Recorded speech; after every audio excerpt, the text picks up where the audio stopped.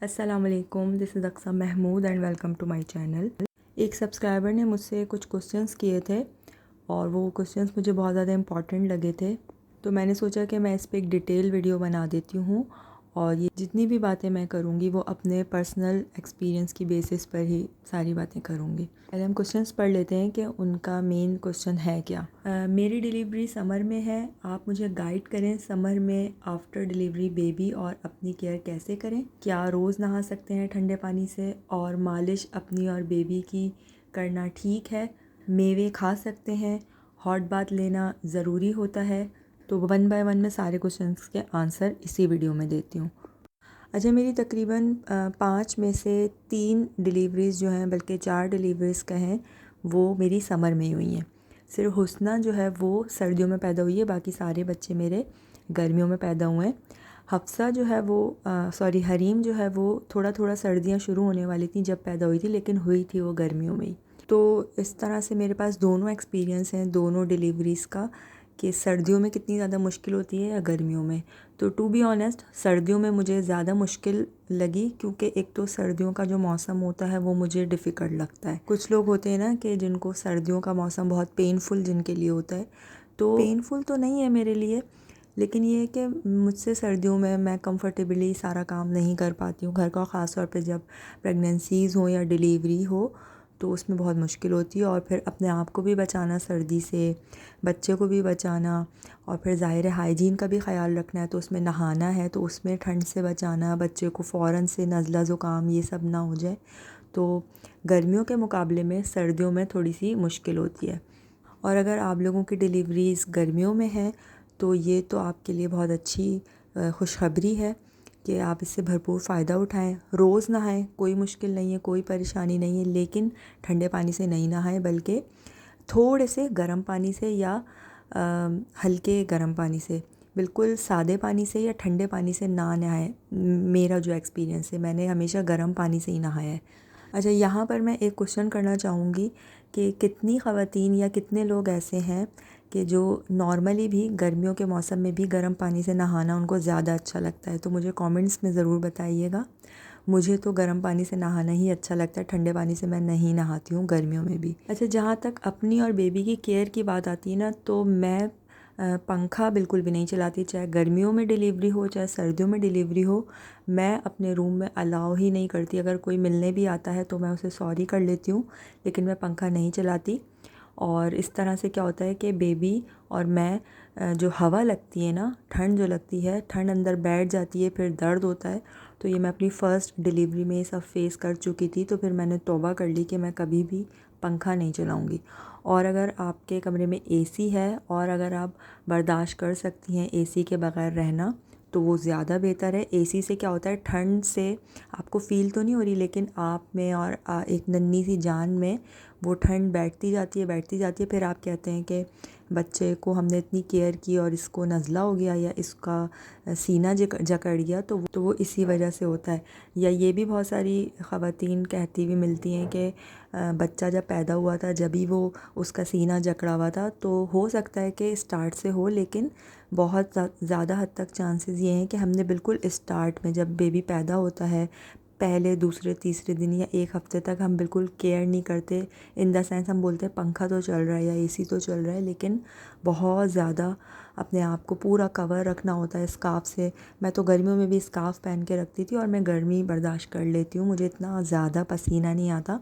कुछ ख़वातीन होती हैं जिन्हें मुश्किल होती है, तो उनको थोड़ा सा अपनी बॉडी के हिसाब से देखना होगा कि वो कितनी गर्मी या कितना वो टेम्परेचर बर्दाश्त कर सकती हैं। बस कोशिश ये करनी है कि डायरेक्ट हवा आपके जो जॉइंट्स हैं ना, जैसे कि आपकी कलाई, आपके टखने, आपके कानों में ना जाए, आपका सर कवर हो, बस इस चीज़ का ख्याल रखें। आपकी गर्दन, आपका गला, ये सब कवर होना चाहिए। इसी तरह से बेबी को भी कवर रखें। हाँ, गर्मियों में ये है कि जब बेबी को हम कवर करते हैं तो फिर गर्मी दानों का भी मसला होता है।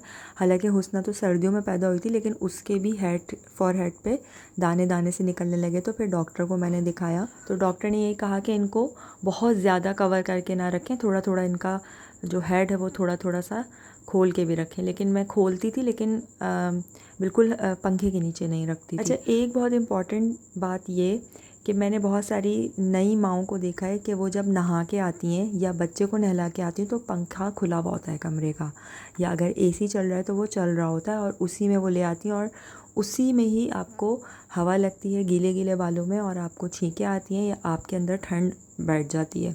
मुझे याद है कि जब इंशरा हॉस्पिटलाइज थी, जब उसे टाइफाइड हुआ था ना, तो वहाँ पे एक छोटा सा बच्चा भी एडमिट था। आई थिंक वो साल भर का भी नहीं था, शायद 7-8 मंथ का था।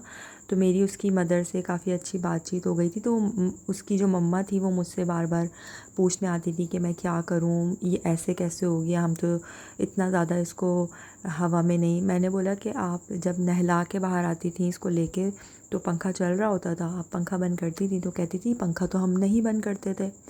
तो मैंने कहा कि ये छोटी छोटी बातें होती हैं, इसका ज़रा सा ख़याल रखना होता है।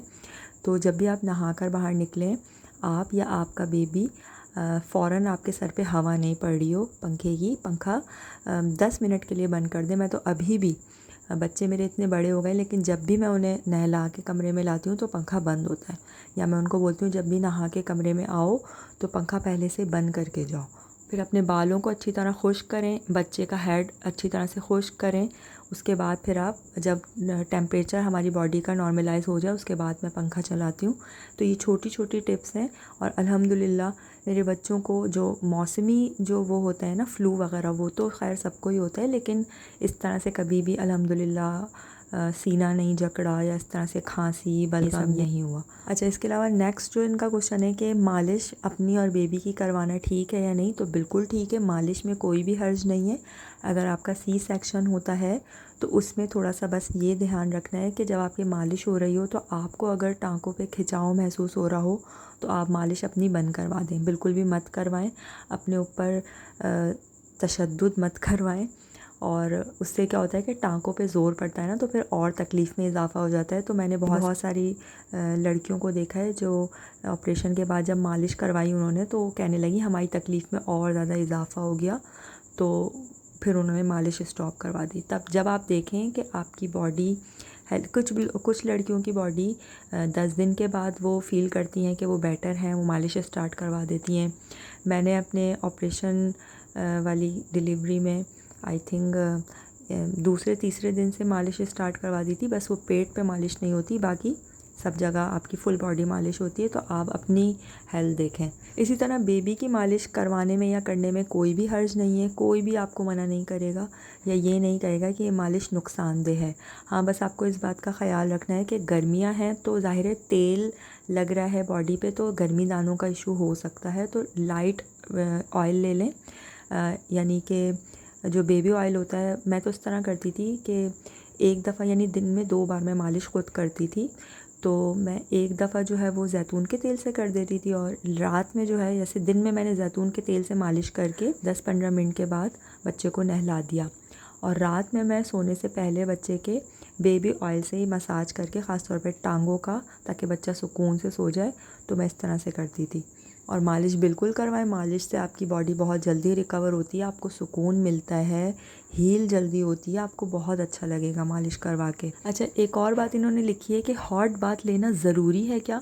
तो ज़रूरी तो नहीं है कि आप हॉट बात ही लें, लेकिन बेहतर ये है कि आप हॉट ही लें तो ज़्यादा अच्छा है। बस थोड़ी सी एहतियात ये कर लें कि हफ़्ता 2 हफ़्ता या बेहतर, मैं तो 1.25 महीने तक गर्म पानी से ही नहाती हूँ। अब आप देख लें कि आप कितना मैनेज कर सकती हैं। तो कोशिश ये करें कि ठंडे पानी से ना नहाएं। देखिए, मैं अपना बहुत ज़्यादा अपनी हेल्थ का ख़याल रखती हूँ, ख़ास तौर पे 1.25 महीने में अपनी बच्चों की हेल्थ का, क्योंकि देखिए यही वो टाइम पीरियड होता है कि जिसमें आपको बहुत बहुत बहुत ज़्यादा केयर की ज़रूरत होती है। अगर आप अभी केयर नहीं करेंगी अपनी इस टाइम पीरियड में तो आपको फिर इसके जो नताइज है ना वो पूरी ज़िंदगी फिर भुगतने पड़ सकते हैं। अच्छा, इसके अलावा मेवों की बात की थी कि मेवे खा सकते हैं, यानी कि पंजीरी वगैरह की आप शायद बात कर रही हैं।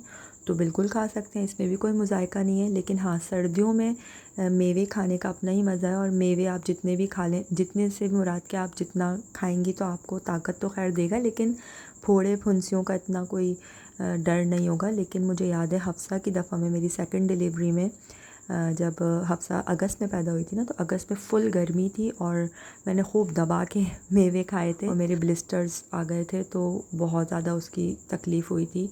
तो वो मुझे पता नहीं था कि क्वांटिटी कितनी रखनी है। तो मेवों की भी एक क्वांटिटी होती है, पंजीरी की भी एक क्वांटिटी होती है, इससे मैंने बहुत ज़्यादा खाया था। तो हाँ, ये भी होता है कि कोई भी हेल्दी चीज़ बहुत ज़्यादा खाने से भी उसके साइड इफ़ेक्ट ज़रूर होते हैं। तो आप ये देखें कि आपकी बॉडी कितना कंज्यूम आराम से कर पा रही है। जैसे मैं एक प्याली भर के लेके बैठ जाती थी और वो मैं ख़त्म कर देती थी एक ही टाइम में। तो ऐसा मैंने गलत किया था।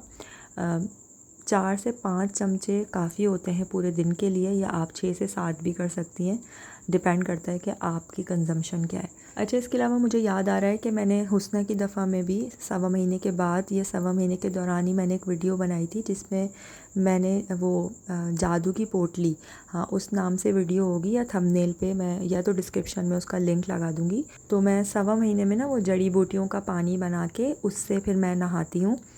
मैंने सारी डिलीवरीज़ में अपनी इसी तरह से नहाया है 1.25 महीना के दौरान।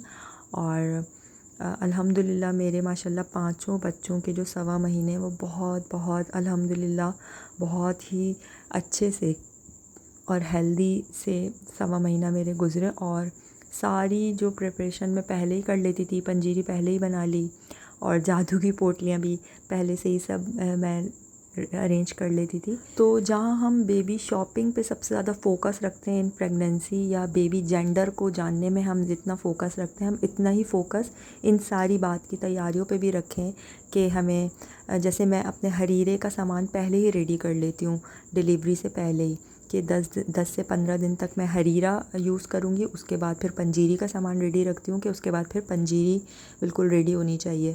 तो ये सब मैं सारी चीज़ें मैं पहले से ही रेडी रखती हूँ। तो इन सब चीज़ों का अगर आप ध्यान रखती हैं, अपनी सेहत का आपको ख़याल है, तो इंशाल्लाह फिर आप हेल्दी रहेंगी। बस अपना ख़याल रखें, बी हेल्दी, बी स्ट्रॉन्ग।